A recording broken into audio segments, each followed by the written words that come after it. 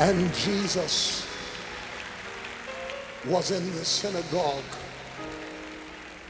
preaching the gospel.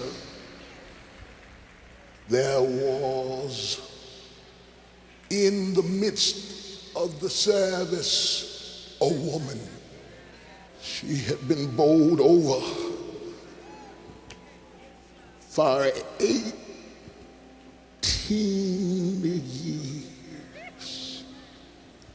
She had tried to do better, but she could in no words lift up herself. But in the middle of his message, he looked through the crowd and he saw her. He called her. He touched her. He told her something about herself she did not know.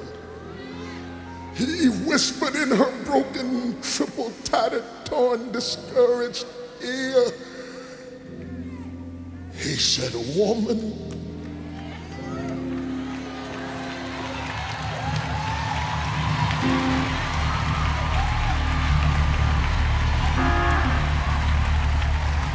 he spoke to her gender. He spoke to her self-esteem.